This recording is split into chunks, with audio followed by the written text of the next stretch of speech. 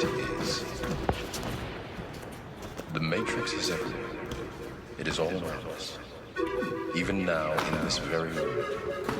You can see it when you look out your window, or when you turn on your television.